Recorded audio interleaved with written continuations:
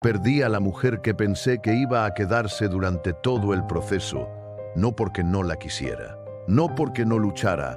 La perdí porque mientras intentaba construir algo, me olvidé de entenderme a mí mismo. Dicen que uno pierde personas cuando toma malas decisiones, pero nadie habla de lo que pasa cuando tomas decisiones necesarias. Y aún así, duelen igual.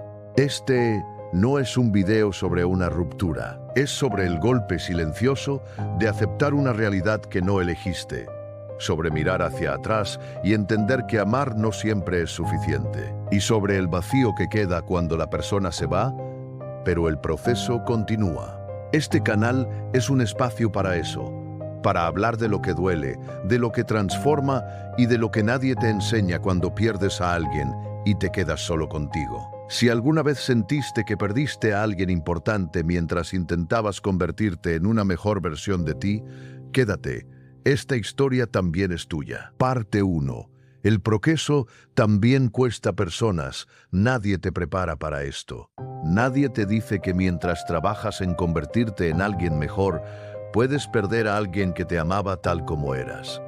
Durante mucho tiempo creí que el proceso era algo noble, algo necesario, algo que tarde o temprano todos debíamos atravesar si queríamos crecer. Me repetía que el sacrificio valía la pena, que el cansancio era parte del camino, que la distancia emocional era solo una consecuencia momentánea de estar enfocado. Yo no estaba huyendo de ella, estaba persiguiendo una versión futura de mí mismo. El problema es que mientras yo corría hacia adelante, ella se quedaba esperando en el mismo lugar.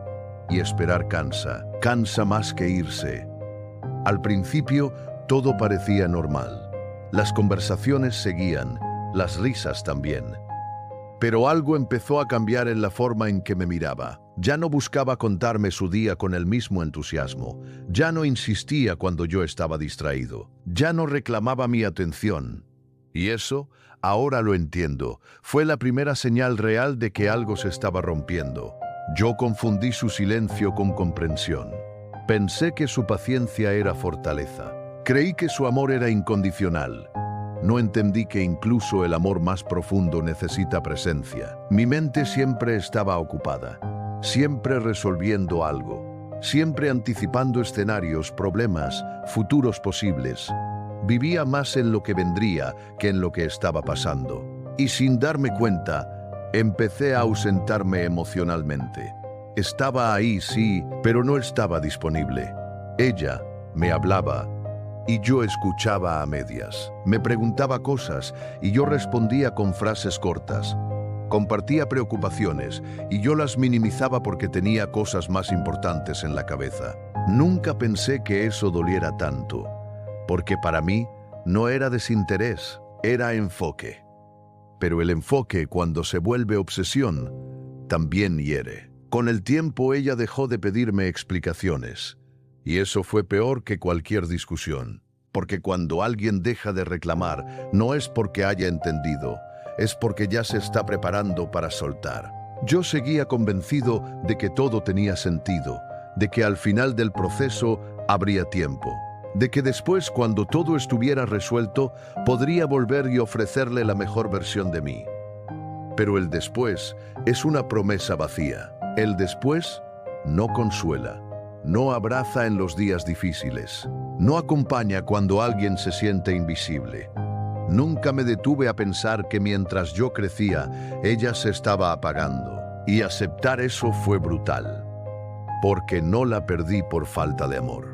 No la perdí por traición, no la perdí por una discusión definitiva. La perdí porque prioricé el proceso sin entender que las personas no esperan eternamente. Hay una frase que hoy resuena fuerte en mi cabeza. No todo lo que te hace avanzar te hace permanecer. Y ahí comenzó el verdadero golpe. No cuando se fue, sino cuando entendí que yo había sido parte de esa despedida silenciosa. Parte 2. Cuando la realidad ya no se puede negar. Hay un momento exacto en el que la negación se rompe. No llega con ruido. Llega con una sensación extraña de vacío, incluso cuando la otra persona todavía está ahí. Yo lo sentí antes de aceptarlo. Había algo distinto en el aire. Las conversaciones se sentían más cortas, los silencios más largos y la conexión frágil, como si bastara un pequeño movimiento para terminar de quebrarla. Pero hice lo que muchos hacemos. Me convencí de que estaba exagerando. Pensé que era el estrés, que eran las responsabilidades, que el cansancio me estaba haciendo ver cosas donde no las había.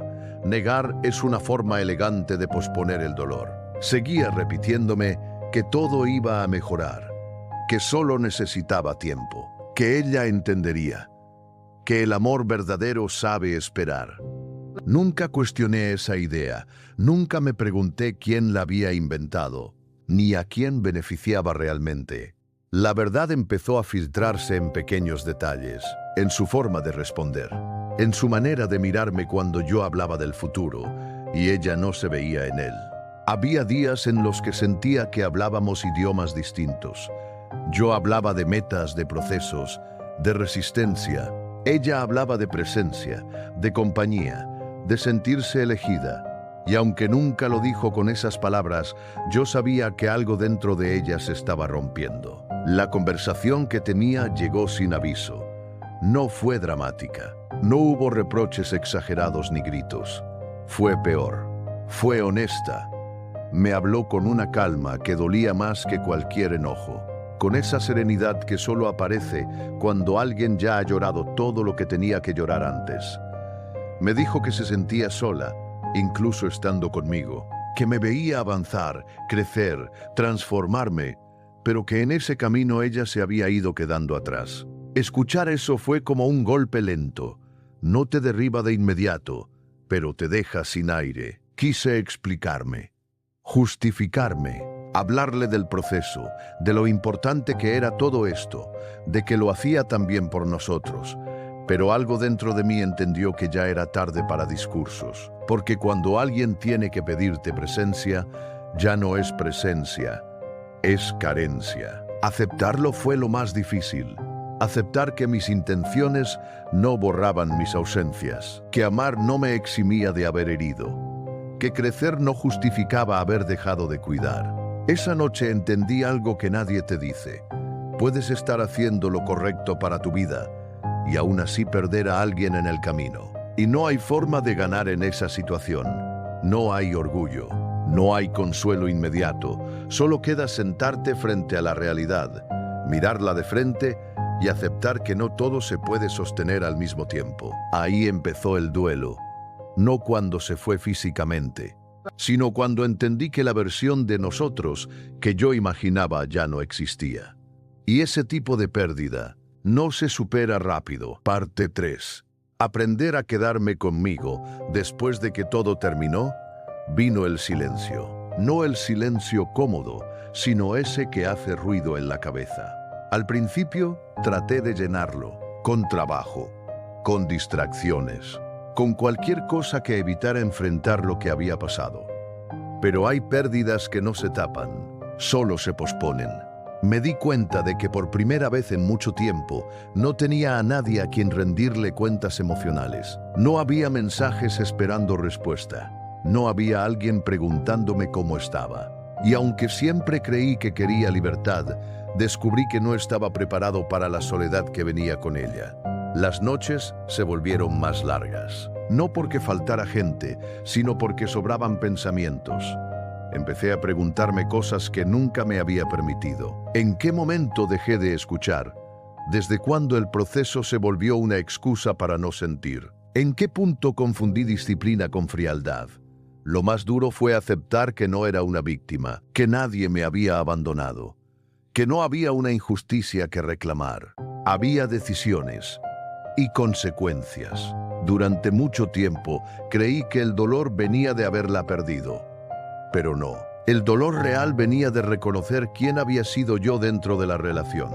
Aceptar eso rompe algo dentro, porque ya no puedes culpar al destino, ni al tiempo, ni a las circunstancias.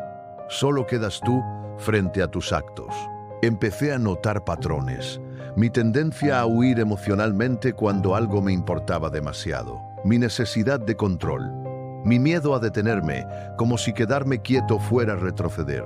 Entendí que no estaba evitando relaciones, estaba evitando confrontarme. Y por primera vez no huí.